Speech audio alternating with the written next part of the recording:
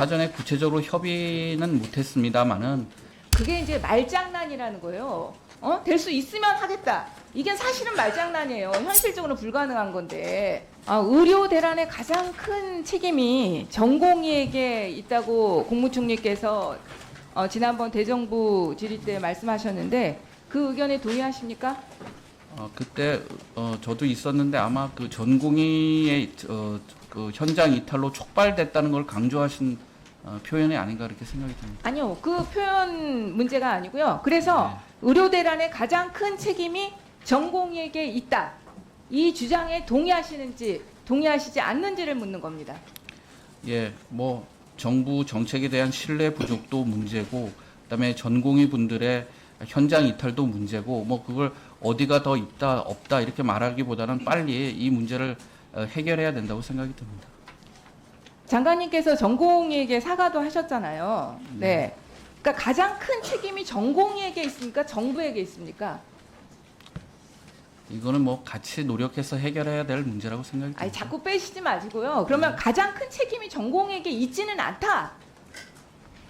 뭐 이렇게 확실하게 대답을 하세요. 예, 뭐 책임은 그 의료계에도 있고 정부에게도 있다고 생각이 듭니다. 양쪽 모두에게 있다. 네. 그래도 주무장관으로서 총리님보다는 난 대답하시네요. 예. 또 그다음에 지금 교육부에서 네. 의대 교육을 6년에서 5년으로 줄일 수 있다 이렇게 발표를 했잖아요. 네. 네, 그거 복지부하고도 상의한 건가요? 사전에 구체적으로 협의는 못했습니다만은 아마 그 학사 일정의 어려움이라든지 그다음에 의료 인력 공급 공백을 방지하기 위한 그 교육부의 고민이 담겼다고 이해하고 있습니다. 아니 그래서 그 의견에 교육부의 그 입장대로 6년에서 5년으로 줄이는 것도 괜찮다 이런 생각이세요? 아니면 어떤 생각이세요? 그 그러니까 교육부의 어저께 발표를 보면 일률적으로 5년제로 전환을 한다든지 특정 연도 입학생을 5년으로 의무화하라는 것이 아니고 학교 사정에 따라 가지고 교육의 질을 해치지 않는 범위 내에서 교육 기간을 단축하는 것을 허용하겠다고 하는 거니까 제일 중요한 것은 의료 교육의 질을 담보하는 거 아니겠습니까? 만일 질을 담보하는데 시간 단축도 가능하다고 하면 저희는 반대하지 않는 입장입니다. 저기 서울대하고 연대 그 의료 교육 과정 좀 띄워주세요.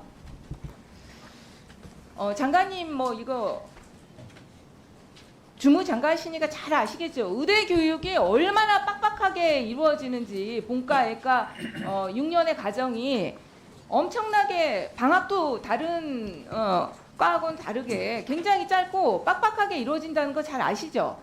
네. 과연 지금 그 6년의 과정을 5년으로 줄이는 것이 현실적으로 가능하다고 생각하십니까?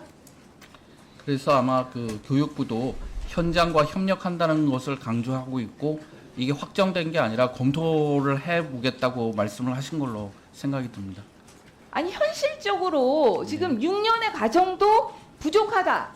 이런 것들이 의대 교수들의 전반적인 의견이에요. 근데 현실적으로 5년으로 줄이는 게 가능하겠뇨. 이게 지금 배가 산으로 가고 있어요. 의료 계획을 하겠다고 하다가 이제는 정말 질 낮은 의료 교육으로 전 국민의 안전을 오히려 위협하는 이렇게 단계에 이르렀습니다. 저는 주무부 장관님으로서 아실 거예요. 의대 교육이 지금 6년의 과정에서 5년으로 줄이는 것은 현실적으로 불가능하다. 그럼 복지부 장관으로서 교육부에게도 확실한 의견을 내야 되는 거 아닙니까?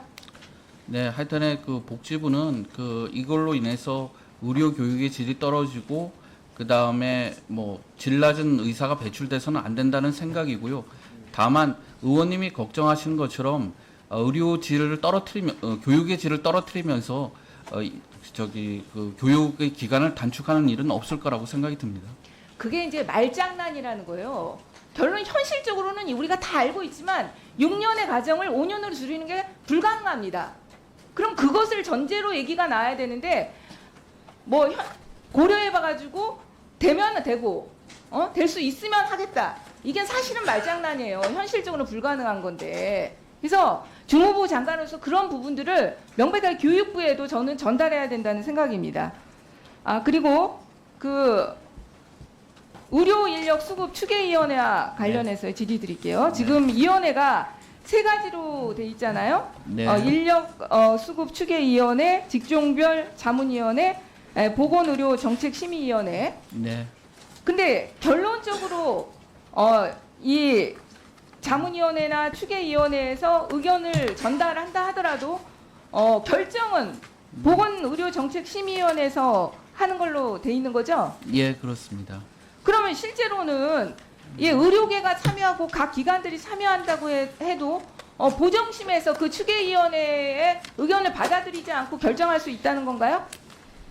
뭐 이론적으로는 그럴 수 있지만은 저기 인력 수급 추계위원회에서 보고한 것을 토대로 논의를 하게 됐는데 거기서 잘 협의가 되어 온 거를 보정심에서 그거를 없는다는 것은 좀 사실상 불가능하고요.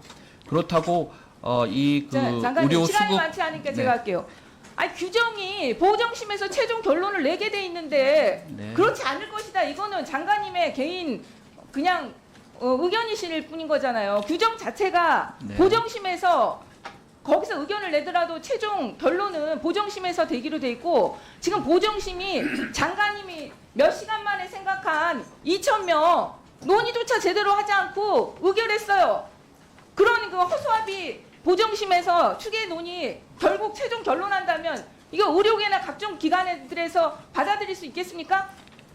이것 자체가 잘못된 구조예요. 실제로 추계위원회에서 그나마 정말 의견하면 그 의견을 받아들인다. 이런 구조로 되면 그나마 의료계에서 논의하겠지만 이런 구조면 되겠어요? 의원님 저기 구성을 보시면 인력수급 추계위원회는 전문가들로만 되어 있습니다.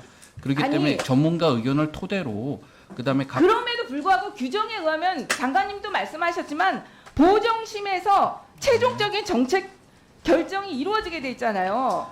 검토 결과를 존중할 뿐이지 그대로 받아들인다는 규정이 없지 않습니까? 예, 근데 이게 전문가 논의를 거쳐서 과학적으로 결정이 되면은 그거를 보정심에서 어떠한 이유로 그걸 엎을 수 있겠습니까?